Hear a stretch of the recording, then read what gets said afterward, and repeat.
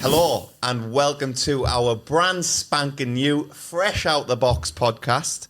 I'm Richard Morell. Joining me on the sofas this evening, we have got Mr. Top Flight himself, Christopher Parr.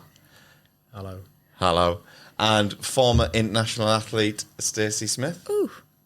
Hello. Yes, Wait hello. a minute, we're all former internationals here, but, you know. Yeah, I know, but you've got more of a ring with Mr. Top Flight, so we'll run with that one. We're trying to steal Stacey's line like 30 seconds into the What about new Mr. podcast. Top Flight? Don't Mr. talk Top Flight yourself down. International. Mr. International Top Flight Chris Parr. We'll go with that. It's like Pitbull, but better. Yeah. Yeah. You Yeah. ran internationally as well. Yeah, but I'm very modest. So anyway, derailing my intro for the new podcast. Hang on. Where's the other international athlete? Who I don't know no other international do- athletes that I've ever done a podcast with. The 1, 2, 3. Where's the fourth one? What was his name? I don't know. I can't remember. I swear there was somebody bad else. boy. Camilla. Bad boy. Bad boy. Camille. Camille. Bad boy of British athletics. Cameron Ross. Gone.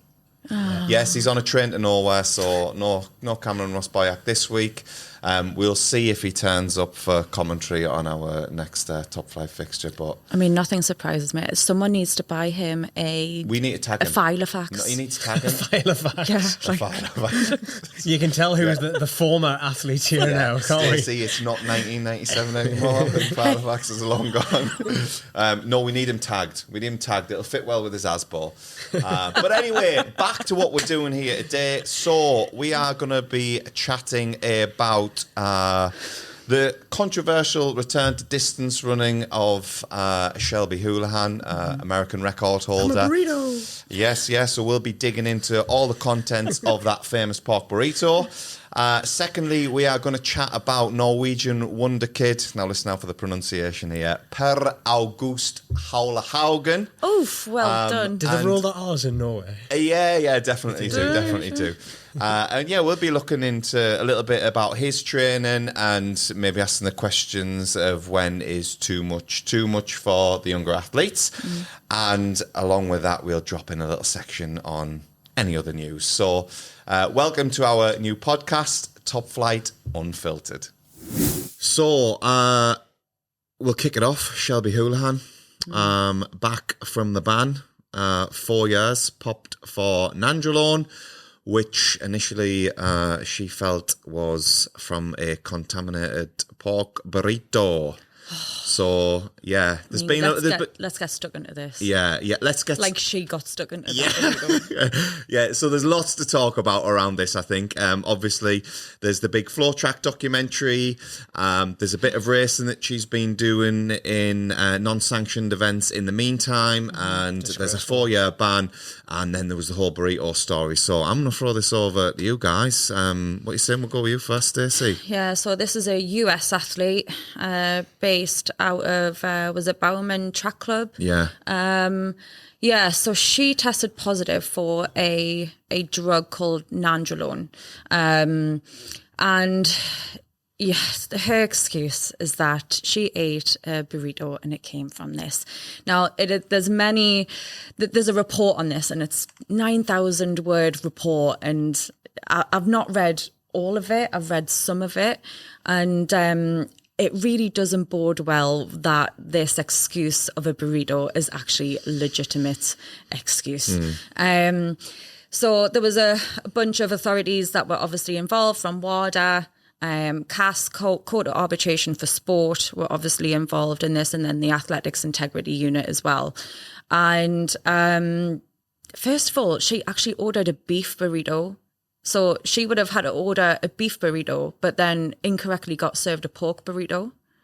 Oh, she ordered beef. She ordered beef, but got pork. Yeah, you know what struck me the most about the case is the fact that she'd ordered pork burrito. Like, that's what I'm most concerned Who about. orders You go a beef, burrito? man, all the time. Who does? Like, sack the ban, sack the return. What's the deal with it? life What's the deal with a burrito like- and a food choices here? Say, an international athlete, you've got one job, and your one job is to perform on the track clean, basically. Yeah. You, as a professional athlete, are in control of everything that you consume. Mm-hmm. You check your supplements. You make sure they're absolutely clean. You make sure that they've got the WADA standards. You make sure what you're eating, drinking is absolutely clean. There's one thing. Do you remember On Camper Kelly? Do you remember when that came out? And so On Camper Kelly was a program set up by Dame Kelly Holmes, and this is for middle distance female athletes, trying to keep female athletes in the sport because there's a huge dropout rate at about 15 to 16 years of age. And I remember there was one day.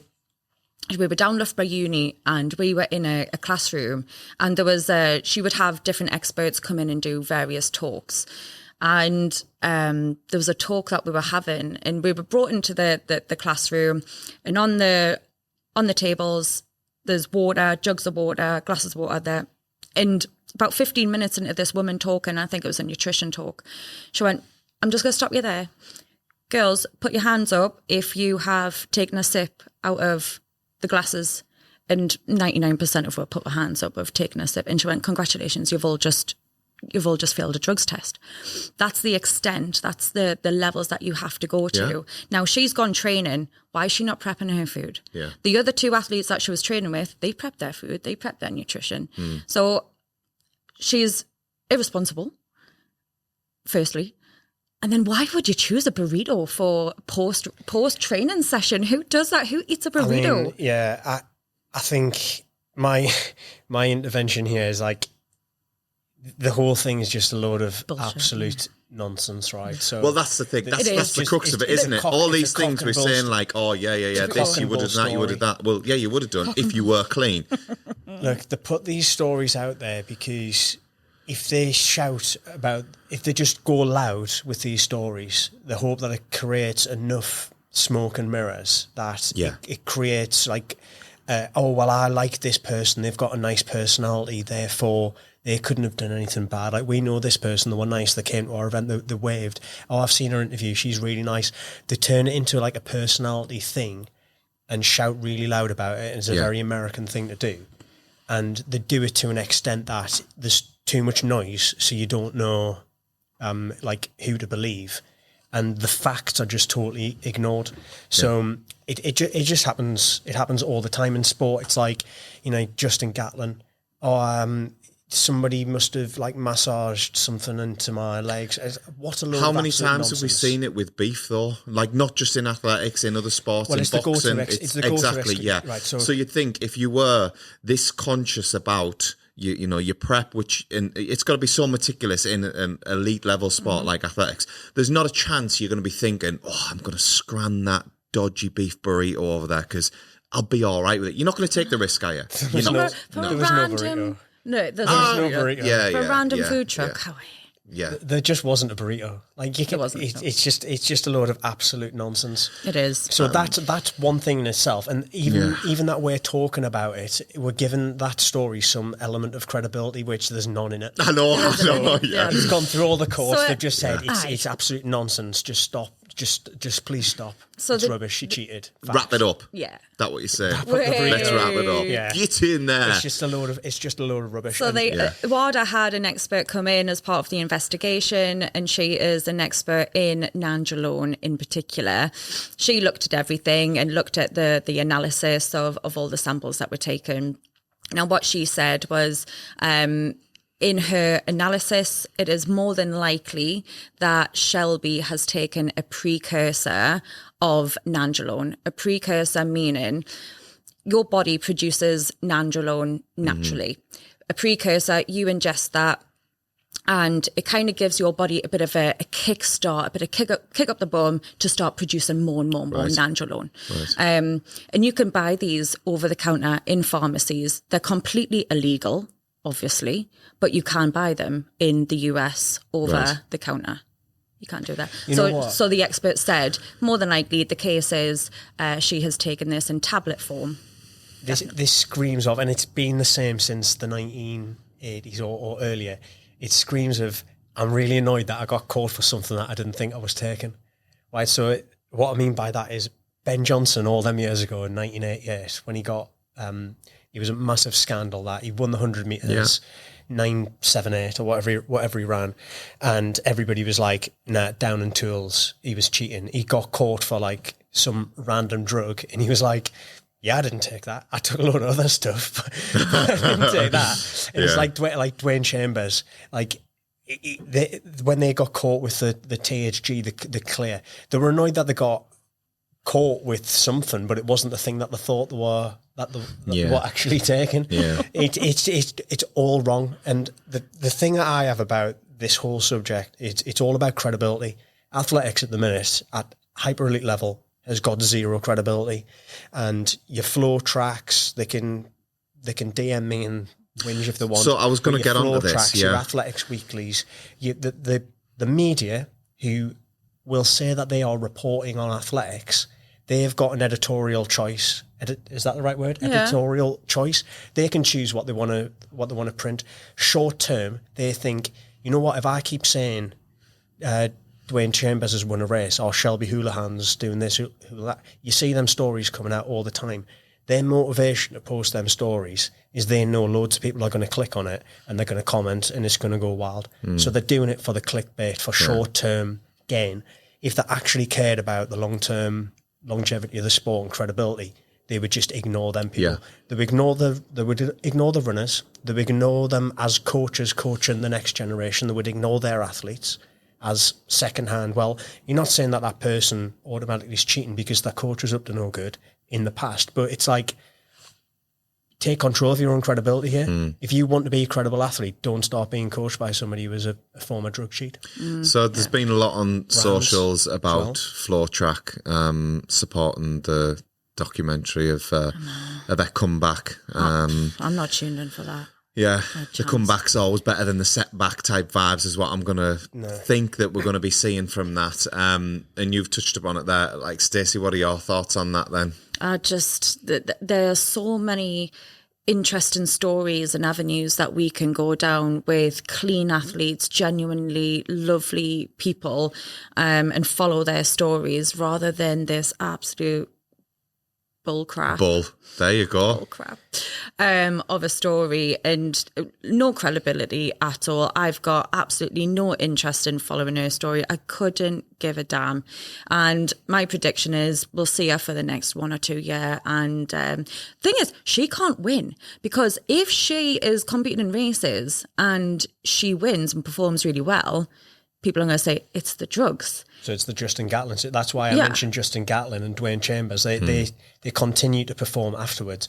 There might be lovely blokes, but their credibility has gone, and the damage that they've done to the sport is like irreparable. So they just need to be like, good for you. You're continuing to run, but the media and the brands and the agents and the managers and the people who are meet organisers, they should just ignore them. Like, you don't need to invite them. It's your race. Like, why are we letting them run in London Diamond League? Why are we letting people like that historically running there? Why? Nobody's interested. It's our meeting. Just saying, no, you're not doing it. But not just that. So if she wins, everyone's going to say it's the drugs. If she loses, everyone's going to say it was the drugs. And you've come off them, so she that's can't not win. working. She can't win. I give out 1 or 2 years and she'll be gone. No brand's going to touch her. I'll be surprised. She's not sponsored, I believe, by anybody. Which brand is going to want to assign their name to a person who has violated drug law? Well, there's lots of brands, especially I'm not going to get done for libel here. Nike are a massive example of a company who are massive players in athletics and have continue to support people after they've had drug bans. So, picking up on a vibe from used to, then, you think once you've tested positive for a drug, would you say you're done for life, out the sport? Right. The rules are what they are, and the reason you can come back the reason you can come back is because lawyers of the people who have broke the trust of the sport and damaged the sport have said that it's against their human rights or whatever. So it's definitely not the lawyers of the good guys saying like, oh yeah, let's let everybody back in. It's the lawyers of the people who are not good. People are not good for the sport. So I guess that legal side of it is they do have to come back, but all the stakeholders can take control of their own And put section. blockers on them, essentially. Well, yeah, it's just no platforming people, isn't it? Yeah. Like the press can just choose to not mention them. Yeah. Like there's lots of runners in the race. Yeah. Just don't mention them. Yeah. They could be there. They could even win it and just talk about the person who was second. Yeah. Yeah. Like you do that enough, and then they'll stop getting invited to meetings. All these meet organisers, you don't need the fastest people in the world to be there if they've got attained past, and that includes their agents. And there's loads of agents people who will be watching this podcast go, yeah, that agent, that agent, that agent. They're just renowned. They've got loads of athletes who's failed drug tests over the time. Just stop letting them put athletes in your races. Right. Yeah. Quite straightforward. She has been racing. She's been racing for the past couple of years in unsanctioned races. She's a world record holder, She Stacey. is. She Yep. is a world record holder, yeah. In the BMI. Be a mile, yeah. Which I know is of your interest. Yeah. Well, because- not the BA miles, not What's your time? Chunder mile. BA mile. Get that American stuff out of my sight. What's the difference? Is it just the name? Is she quicker than you? Well, she wouldn't be. It's the drugs. Yes, the drugs. Yeah. In brief, Chunder mile, proper pints, American, little small kind of just Coke diddy. size. Little So stubbies. it's like 2 pints worth. What do you reckon? Are you any good at necking? It depends on what it is. What is it? Well, Guinness I can do, but yeah. actually. Can you do? No, isn't there something down about Guinness. It's supposed the? to be carbonated. Yeah, 5%, exactly. So Guinness is a bit Yeah. flat. Guinness is easy to neck. Yeah, that's why I can do it. I We'll think try you'd have a it. decent crack, like Yeah. UK record. What's the UK be a mile record? I don't know about the BA mile, mate. Don't care about it. Stacey, What? 2025. Yeah, or the be a mile. Come on, I think then. that's the way you need to focus your attention. I know, Yeah. sod racing. Yeah. I'll tell Nathan I quit. I'm Yeah. focusing on Focusing on the be a mile. the Chunder Mile Chunder instead. Mile. He'll be Chunder mile. Right. he'll be buzzing, I'm sure. Right, so next up on the agenda for our first Top Flight Unfiltered pod, Norwegian wonderkid. Yeah. Do you want me to pronounce this? Go Roll on. the R's again. Go on. Per August Halle Haugen. I think that's even better the second time. Yeah, I know. Well Can we done. edit that in the intro? That was class. He's, Mike, can you work your wonders? yeah, he's a very good runner. This He is. He's very class. And I'd seen him on Instagram like a couple of years ago, and I'd sent you a few reels, and he was like all the time like, "Why are you following a kid who runs on Instagram?" And I was like, he's really, really good, and he wasn't having any of it. But anyway, he's grown up. Well, I say he's grown up. He's still only 15-year-old. He's 15. 32:31 on the road and 15:35K. I don't know what his training's like, to be honest. I only see reels on his Instagram. I did have a look for him on Strava, but he wasn't on there because I was curious to see what the volume was going through like a 15-year-old. And bearing in mind, this has been going on for years and years and years. They've been building this athlete. So it's hard to say what the volume is, but what I can see is it's very technical. It's not like, God, when we were like 15-year-old, like the training we were doing compared to that. It's a million miles away. It's even advanced for, I would say, like professionals in the UK. A lot of lactic threshold testing, double threshold days, things like that. And you think this is a 15-year-old kid. It's intense. It is very intense. So you can only imagine the like physical strain on him, but also the mental strain. Now, I'll give my opinion on it later on as we go, but snapshot, at first look at it, you think this is wrong, this is going to lead up and burn out, blah, blah, blah. I did do a little bit of reading around it, and my opinion changed slightly. And what I've concluded from it all, I will share with you at the end. But go on, dive in. What we saying about Per August? The parents have taken a stance of making their child into a commercial asset. That's the issue that I have. He has a contract with Nike. Yes, he does, yeah. Nike athlete. He's doing such intense training methods, which are, I would say, more built for an adult. Mm-hmm. It's a lot of pressure for such a kid of 15 years of age. Is it too much focus? Is it too much pressure on him? Would Jakob have been doing similar, do we think, at this age? Bearing in mind, Jakob has taken his dad to court for abuse. Yeah, I just think it's too much for me. Like, he's obviously good and talented and great. Obviously, wish him well and hope that he doesn't suffer this like burnout. But it is like incredibly intense, and I think even in the UK over the last since the parkrun era, parkrun's been great and it's brought a load of new people to running and it's brought families to running, and then the people they've really enjoyed running, they've started bringing their kids down. But for me, 5K is too far for these kids, and it's not what we did when we're younger, and it's because that safeguarding was in place by the governing body. They had minimum ages, they had maximum distances that you could run. And when you look back at like cross country and stuff that you ran when you were younger, you think that it was a long way, but if you ever look back at the results, the time 2.2 Ks when you're like under 13, things like that. So it was really short distances. Yeah. It's a lot shorter than you think. And on the track, there was always maximum distances. Like under 13, it was 1,500 metres on the track. Under 13 was 1,500, under 15 was 3K, under 17, 5K, but still, at school level, we only ran 3K up till under 20s.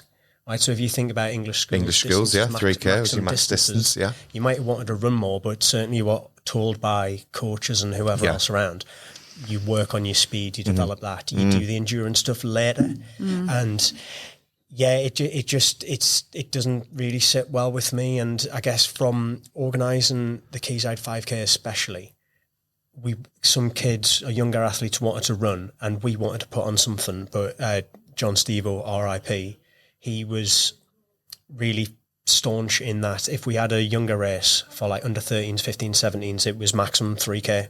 He didn't mind the 13-year-olds running with the under 15s and under 17s, but he was like, get them running on their own level against their peers, get them winning them, get them used to racing, winning.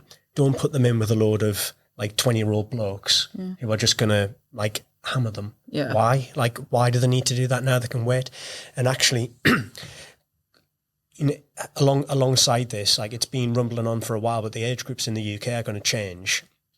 And it is a safeguarding thing, so it's changing from under 13s, 15s, 17s to under 12s, 14s, 16s and 18s.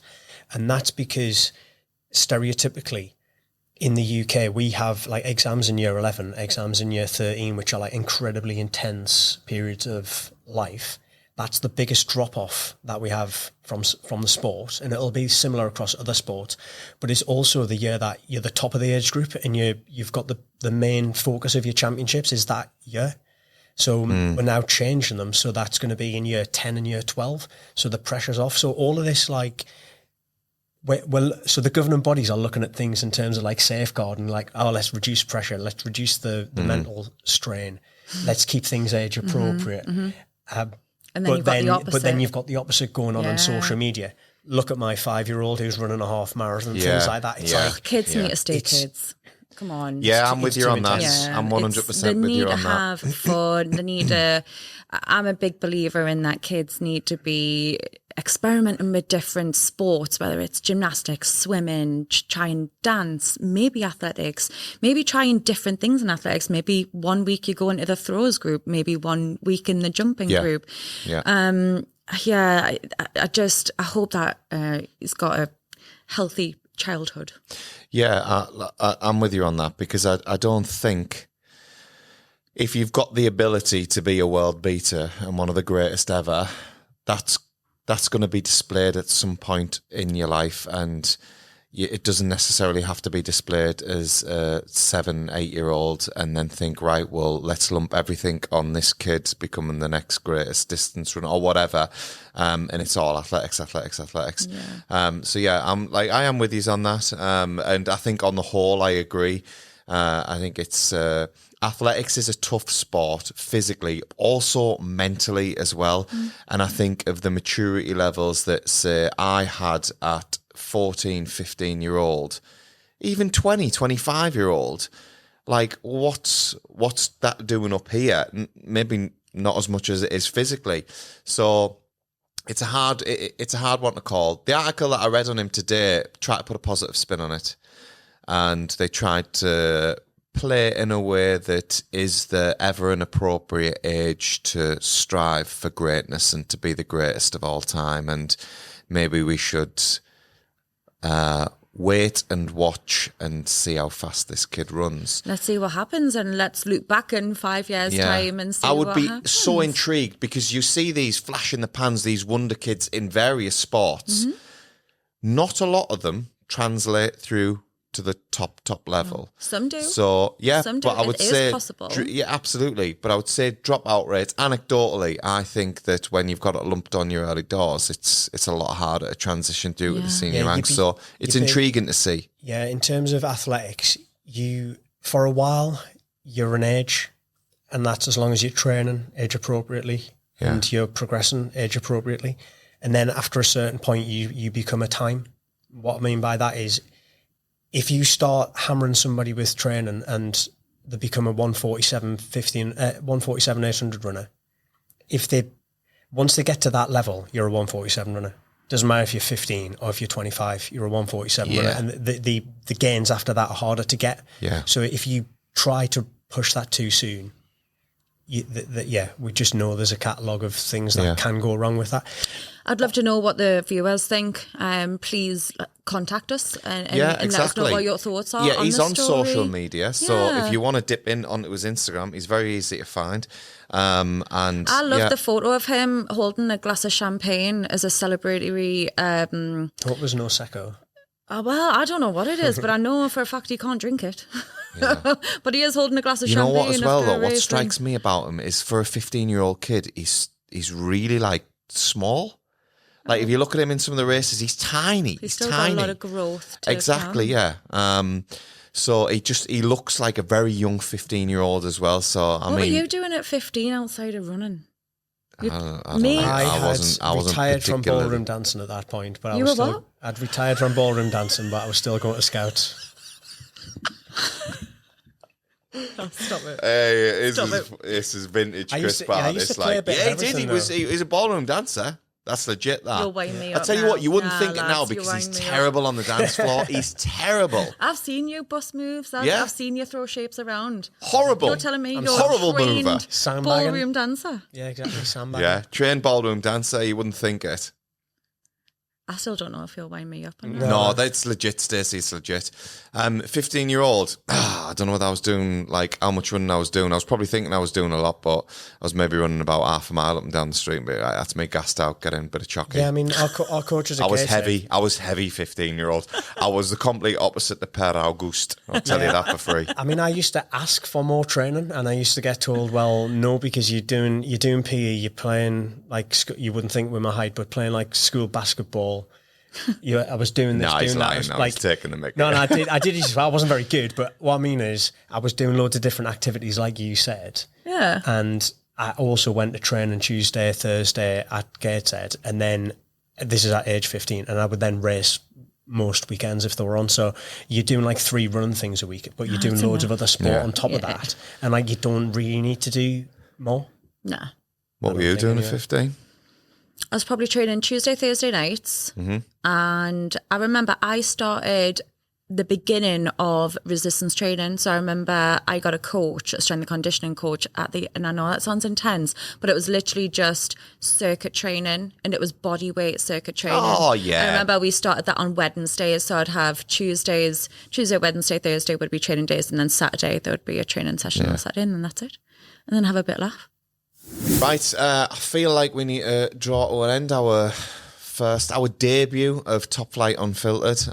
But before we do that, any other news? Any other crack in the athletics / running world? Yeah. So the most ridiculous thing I seen this week was a Oh, don't bring me into this, man.